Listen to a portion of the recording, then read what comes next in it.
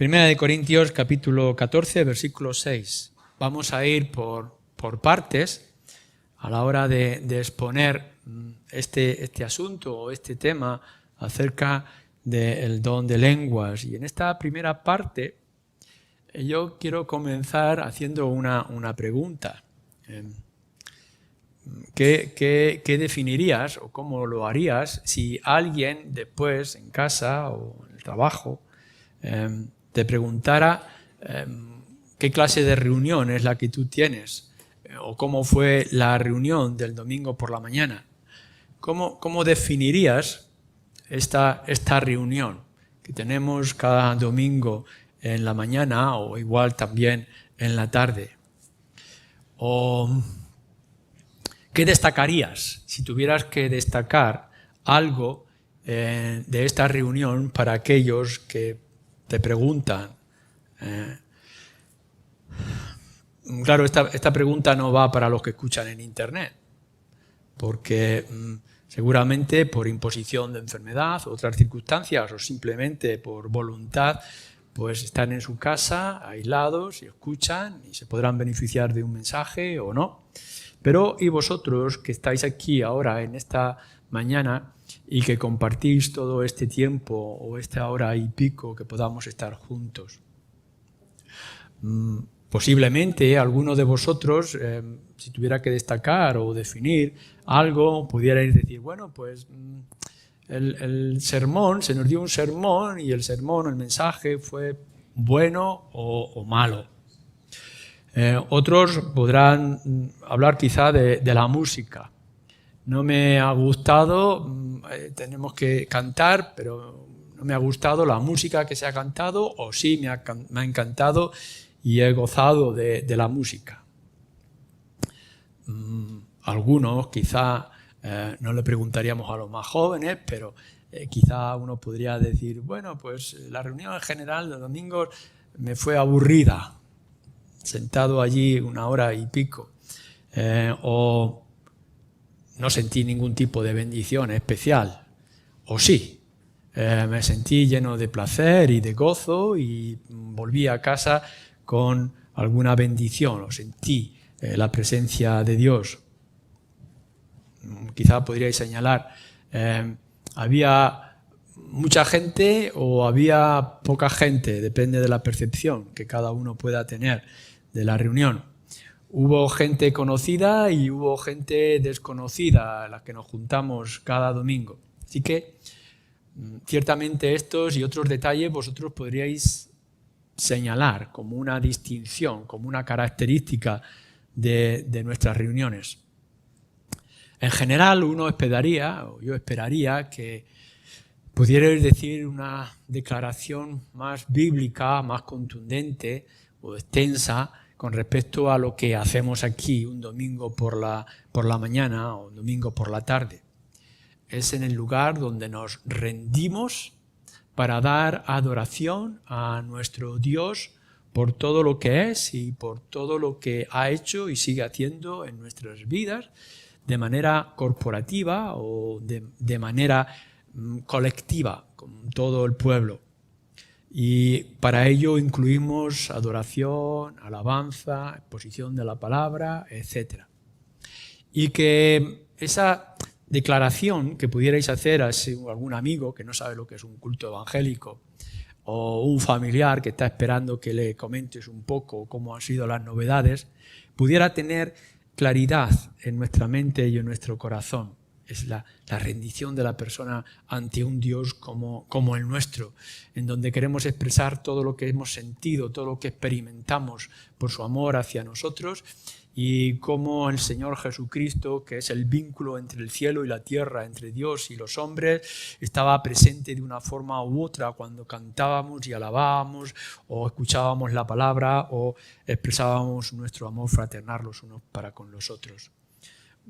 Si podéis ver nuestro culto en esa definición que nos gustaría que fuera la adecuada de todos nosotros, hay una parte que es vertical, es decir, tiene que ver con nuestro Dios.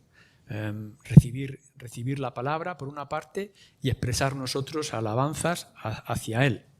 A la misma vez que hay una parte que es horizontal, que es la comunión y la relación los unos con los otros. Y hago esta distinción porque es muy importante. Mirad, podéis venir a este lugar y decir, he tenido una comunión especial con el Señor porque la música me ha hablado mucho, porque el mensaje me ha tocado mis entrañas, así que voy a casa y tengo esa relación con el Señor. Pero si os dais cuenta, hay una imperfección, porque tú has venido a recibir y a dar de manera colectiva.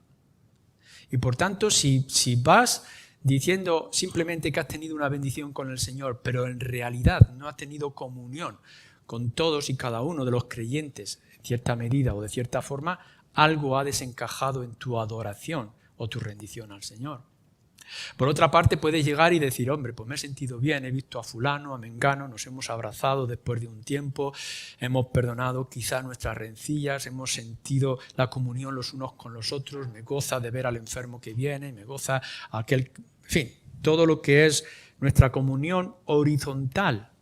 Y hemos recibido una gran bendición por estar con los hermanos, pero sigue estando coja si no hemos tenido esa vinculación con el Señor colectiva en el tiempo de oración, adoración, exposición de la palabra, etc. Estos dos elementos, horizontal y vertical, son importantes y son esenciales. Es decir, que cuando venimos así tenemos que buscar que nuestra reunión y nuestro culto a Dios le sea a Él agradable. Y no buscamos tanto lo que yo pueda sentir o lo que yo pueda desear, sino lo que Él demanda o espera de mí, que es lo que dice las Escrituras, que a Él le agradan. Si le adoramos como yo quiero agradarle, o le agradamos como Él quiere que le agrademos, puesto que Él es el centro, juntos, mirando hacia Dios, la obra de Cristo, etc., ¿cómo le agrada a Él que sea así? Y para que esto sea así, una vez más, dentro de nuestro culto, de nuestra reunión, como la de ahora, tendremos que ver nuestra disposición.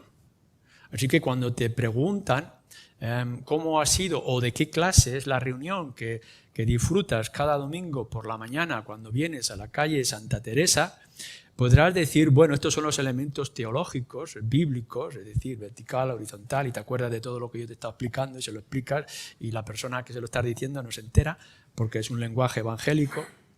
Pero va a haber la diferencia entre si tú te has esforzado y tienes toda tu mente y todo tu corazón, el ser entero en ver lo que estás haciendo, o simplemente es la rutina fría y diaria de la que te preocupas cada domingo.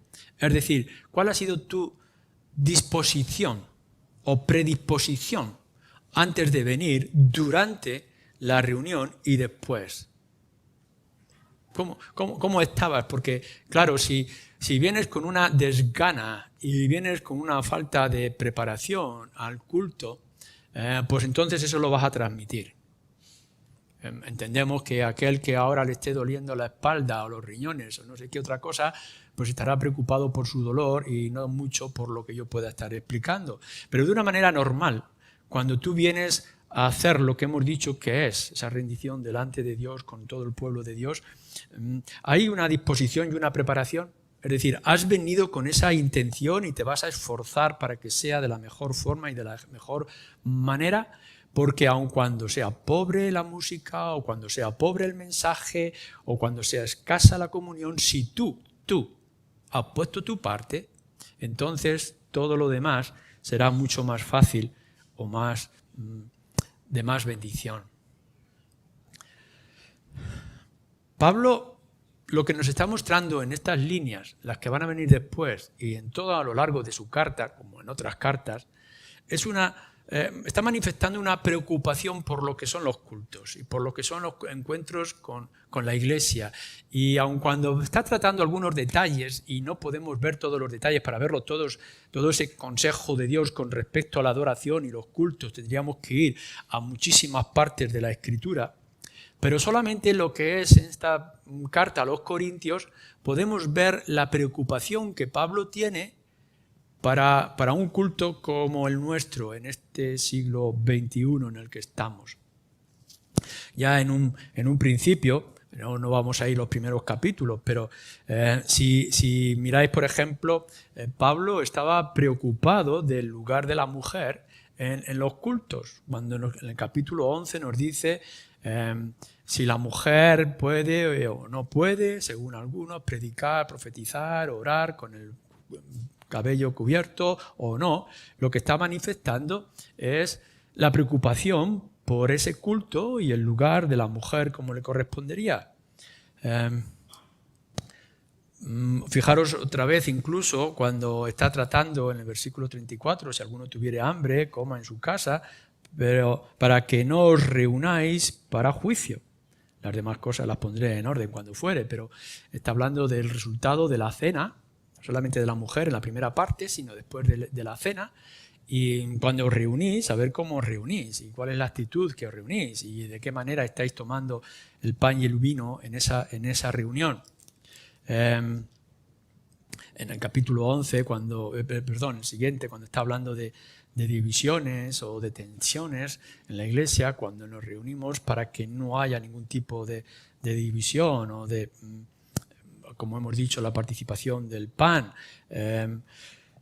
Ejercicios, capítulo 12, de la diversidad de los dones. Cuando reunís los dones, cómo estamos ejerciendo, si alguno tiene un don, etc. Entonces dedica todo un capítulo a hablar de los dones que tú tienes y cómo tienes el deber de ejercerlos y de hacerlo bien. Y después incluye en el capítulo 13 de cómo esos dones ejercidos en la iglesia, porque son para edificación de la iglesia, tienen que ser ejercidos con amor. Por medio del amor, no puede faltar el amor en el ejercicio de cada uno de esos dones. Y nos dice también, por ejemplo, en este capítulo 14, cuando lleguemos al versículo 40, hágase todo con respecto a los cultos decentemente y con orden. No está hablando la decencia y el orden en la intimidad de tu hogar, en cómo tú adoras o alabas u oras, etcétera. Que eso es privado y es personal de cada uno, sino que está hablando que haya decencia y orden en el culto, en el pueblo reunido. Si pasáis al capítulo 16, le anima a la iglesia a recoger la ofrenda antes de que vayan y que se haga, antes de que él tenga que tratar en el grupo de la iglesia o en la congregación. Y podéis ver que todas las cartas están escritas a la iglesia, aparte de una o dos que se pueda decir a Tito o pueda ser a Timoteo, son cartas a la iglesia, con principios para la iglesia y la vida comunitaria. Así que cuando vamos a entrar ahora con el asunto de las lenguas, y como hemos estado tratando otro tipo de dones del Espíritu, tenemos que ver con respecto a esto, lo que estamos aquí ahora haciendo, lo que es nuestro culto a Dios, nuestra adoración vertical y cómo lo hacemos con toda la congregación reunida. Porque si hay descuido en nosotros, si hay una ligera de entendimiento, si hay una despreocupación, etc., entonces todo lo demás se va a desencajar. Si lo hacemos a nuestro propio gusto, mis gustos no van a ser lo mismo que el gusto de algunos de vosotros y entonces no nos vamos a poder poner de acuerdo y la decencia o el orden nos va a fallar a la hora de nuestra actividad. Tenemos que tener, por tanto, en cuenta elementos principales a la hora de acercarnos a nuestro culto al Señor, el tuyo y así el mío. Primero, tu preocupación, tu preparación, tu actitud, en cómo cada uno de nosotros viene. ¿Cómo estás tú a la hora de adorar al Señor? ¿Cómo está tu corazón? ¿Cómo está tu mente? ¿Qué intenciones tienes? ¿Qué es lo que estás buscando? ¿Cómo te has preparado? ¿Cuál es tu disponibilidad a la hora de ponerte a la obra? ¿Cómo quieres tú ejercer los dones que el Señor te ha dado, las posibilidades de servicio que tienes dentro de la comunidad de la iglesia? Por tanto, a la hora que tengamos el tiempo de orar, ¿cuál es tu actitud a la hora de orar? ¿Cómo vas a responsabilizarte o actuar con la palabra que está predicando? Es simplemente algo hermoso que te está gratificando en cierto momento, pero que después, en cuanto sales de la puerta, se difumina en el viento. ¿Cómo vas a enseñar? Ya sea que tengas que enseñar en la escuela dominical o que tengas que enseñar a alguien que te hace una pregunta concreta de algún tema. ¿Cómo consuelas? Si hay alguien que sabes que está herido, que está incómodo, que está pasando por circunstancias, ya sean físicas, mentales, emocionales, de alguna forma, ¿cómo vas a consolar? ¿Cómo recibes?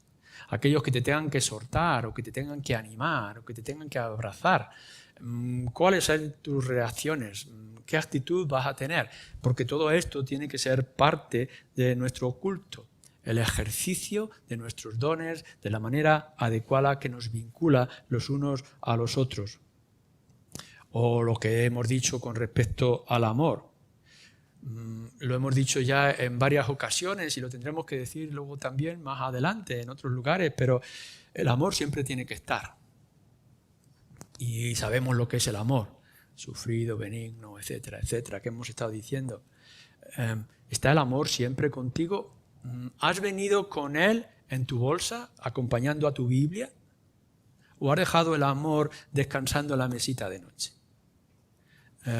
Es el amor, la actitud que tú vas a tener con todos aquellos que simpatizas, o vas a ejercer ese amor bíblico que hemos visto en todo momento y circunstancia a la hora de hablar o de tratar ciertos asuntos. ¿Cómo vas a ejercer ese don? ¿Porque te obligan y te empujan aun cuando te parezca incómodo, o lo vas a hacer con el gozo de saber que es de beneficio? Primero para todo el cuerpo y después que es alabanza y gloria para el Señor. ¿Cómo ejercemos entonces la profecía, la palabra proclamada? ¿Cómo exponemos las Escrituras? ¿Cómo es la predicación del Evangelio? ¿Qué estás esperando de mí o de aquel que esté predicando? ¿Y cómo es la tuya a la hora de abrir las Escrituras a algún hermano que le tengas que traer algún pasaje específico ante una situación particular? La profecía, hemos dicho, la palabra, la instrucción, es decir, abrir la Escritura y exponer la palabra revelada, tiene que estar aquí, tiene que ser constante. ¿Cómo es? Claro, lo fácil es que tengamos en nuestra mente un montón de temas y de asuntos y que estés deseando que Luis termine su mensaje para poder tratar de tus asuntillos. Y entonces a todos nos duele un poco la hernia o la pierna, o estamos preocupados por lo que pasó en Eurovisión, o lo que nosotros tenemos interés en las cosas que van a venir mañana. Así que en cuanto terminamos nos ponemos en la puerta a hablar de política, de deporte, de enfermedades o de otro tipo de asuntos. O lo que hacemos y decimos, tenemos un pasaje, tenemos unas palabras en nuestra mente y en nuestro corazón y estamos deseando alimentar al otro y yo ser alimentado con esa palabra. Y lo que hemos escuchado que todavía es alimento en nuestra boca, que no hemos llegado a digerir totalmente, cómo nosotros lo expresamos y cómo lo manifestamos los unos para con los otros. Así que en el culto como hoy, para que podamos dar un buen comentario a la gente cuando nos pregunta, pues tendremos que ver cuál ha sido nuestra actitud, cómo ha sido nuestro ejercicio de los dones en general, cuál es nuestra actitud de amor sincera y bíblica, cómo ha sido la palabra profética que he recibido o que yo he tenido que dar en circunstancias. Y por último, el don de lenguas, que es lo que estamos tratando, y cómo el don de lenguas es parte de nuestro culto, tal como lo está señalando Pablo en el capítulo 14, para todos y cada uno de nosotros.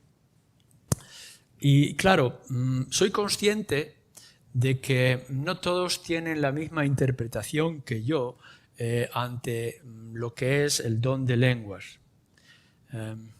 Hay diversidad de interpretaciones en lo que nos encontramos, particularmente en este capítulo 14, pero que está vinculado a otros pasajes donde el don de lenguas está. Ya lo vimos en parte cuando estuvimos señalándolo en el capítulo 12, vimos algunos detalles y yo pude exponer lo que creo que la Escritura nos quiere decir, pero aún así entiendo que cada uno tiene ya sus ideas concebidas o analizadas y por tanto su línea a seguir, ya sea que uno sea continuista u otro sea cesacionista. Y no con esto estoy hablando de la Guerra Civil Americana. Estoy hablando de los que quieren pensar que el don de lenguas, como otros dones, es un don milagroso, especial y extraordinario que puede estar dándose hoy en algunas circunstancias, o aquellos que dicen que aun cuando era un don extraordinario y milagroso, ya ha dejado de ser en el pasado. Y por tanto podemos poner una idea de lo que el Espíritu Santo hace o no hace. Yo no quiero entrar, ya he expuesto, y lo vamos a hacer también ahora, lo que es mi opinión, pero que luego cada uno tenga que analizar cómo reacciona. Lo importante es el don de lenguas en la comunión de la Iglesia a la hora de adorar a nuestro Dios. Y creo que eso, sea cual sea la visión que tú tienes acerca de ese don de lenguas, tienes que verlo en el contexto de Iglesia. No me importa lo que tú puedas hacer en la intimidad de tu hogar, o cómo tú puedas sentir o no sentir ciertas cosas y ciertos dones. Lo he expuesto en alguna ocasión. Si tú quieres adorar al Señor saltando encima de tu cama, hazlo. Y si tú quieres tumbarte en la alfombra de tu salón con las manos extendidas para adorar al Señor, hazlo. Y cada uno puede hacer como quiera y tener gemidos o saltos o gozos o llorar a lágrima viva en tus cultos personales. Yo no me puedo meter en esto y en lo que haces tú porque no puedo alcanzar, no tengo una cámara oculta ni el ojo del gran hermano.